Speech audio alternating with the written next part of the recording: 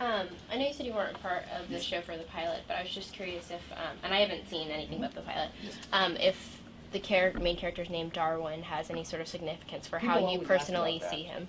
I mean, people always ask about that. That's the writers. That's the creators of the show, Ethan Reeve and Cyrus Wars. That's their sort of creative idea. I've never met a Muslim named Darwin. I've met a lot of people named Darwin, so I have no comment. What can I say? That's what they want to do. Certainly, I'm sure the people always hook on this idea that it's survival of the fittest, that it's tapping into that. Again, that's what they wanted to do, and that was what I was given. So I said, okay, that's the character's name. So they didn't really get into why they chose. But does it affect you personally and how you characterize him and like how you? No, the name didn't affect me. I mean, what affected me was where I had the most intense fights with my colleagues and with my bosses was the characterization of Darwin. There are a few Muslims in the FBI today. Most of them are very unhappy because they feel the FBI does not permit them to actually do their jobs. There are actually no Muslims infiltrating these groups because the FBI doesn't trust them. There was a lawsuit last year where a Muslim agent, fluent in Arabic, he wanted to get involved in a terror infiltration. He's like, look, these guys are worried about in Detroit. I can get to know them. I can get part of them. No, just take a desk job. Because the fear was, the fear that they'll never say out loud, is that these, the loyalties of Muslims in the government is questioned by our government and by the FBI certainly. And so they don't want them involved in this because they're afraid they're all Al-Qaeda plants.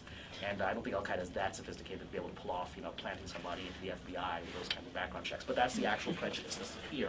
And it's very different from Britain, which is actively working, and France is actively working with the local Muslim communities to try to stop these guys, because there's a recognition that it's Muslim guys that are going to be able to stop these people because they can get into these groups, recognize them for who they are, and convince them, I'm one of you, and find out what they're doing. Someone who's just read his, Complete Idiot's Guide to Islam and bumbles into the group will get executed pretty fast, right? I mean, they'll figure out who he is, right? And FBI doesn't seem to understand that. The lawsuit that was done is really remarkable. That they brought the director of the FBI in because it was a civil lawsuit claiming discrimination, and they brought him in, and on cross-examination by the plaintiff's lawyer, the FBI agent said, look, you're screwing me, you're putting me in this desk job when I can do these things, and it's because of my religion. They asked the head of the FBI, this was a year and a half ago, they asked him, so what do you know about Islam? He didn't know anything. What's a Sunni, what's a Shia? He didn't know anything. He's like, okay, that's fine. Well, you're head of your anti-terrorism. They asked him, do you know anything about Islam? No. Do you think you should know anything about Islam since you're having an Islam terror division section within the FBI? No, we don't need to. It's just a law enforcement thing. So that's the actual mindset of our law enforcement community. It's unfortunate. And unfortunately, it's a bit of a mindset of some of the people I work with on the show. One of the big conflicts I had with them was one of the showrunners is very politically conservative. One of them is very liberal.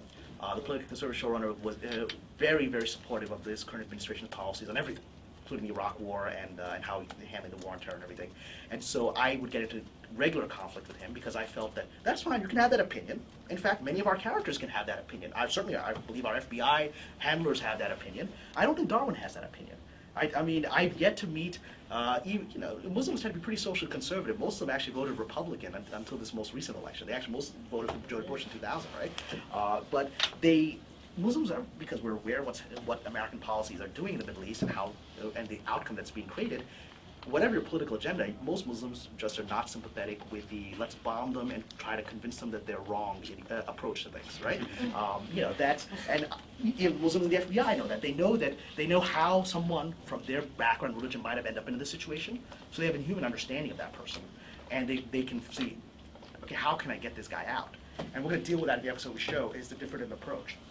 But one of the big conflicts I had with the showrunners was I felt that Darwin was being presented as an Uncle Tom Muslim, and I used those words to them, and it made them very uncomfortable.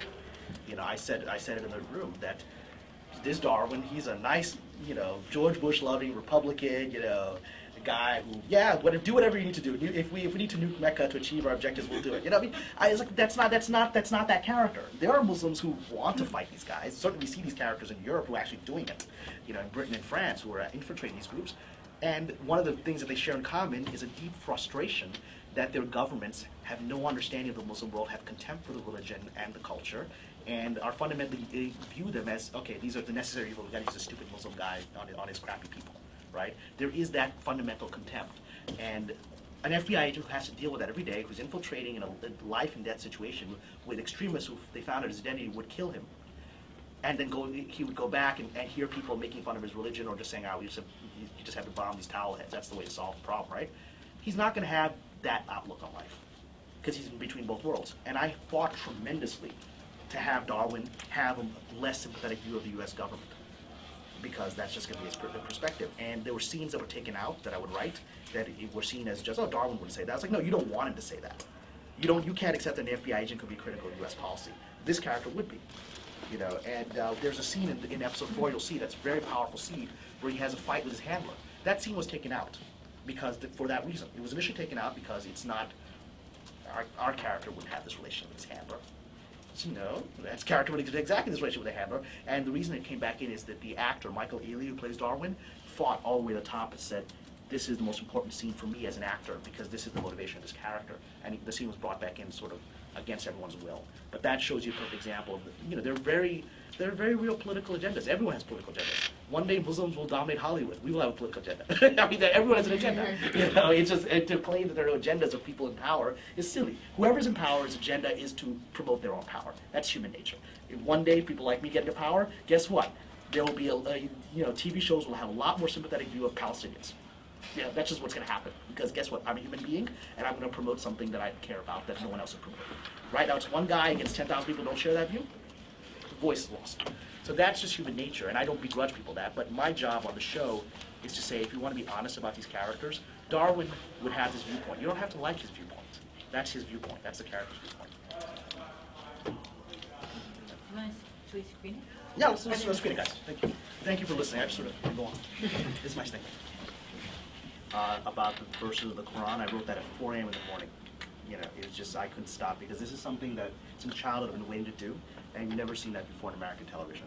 There is a reason that Islam continues as a worldwide religion, and most people don't understand that. And, you know, you constantly hear in the media that these extremists, well, they're getting it in the Quran. All this is in the Quran, and you can see how they're able to get it out of the Quran. And you can see how the vast majority of the community will also use the Quran to defend the religion from this kind of behavior. That was really the heart of this episode for me, and you know, I threw my soul into it. So I hope you all found it intriguing, and love to get your thoughts and your questions.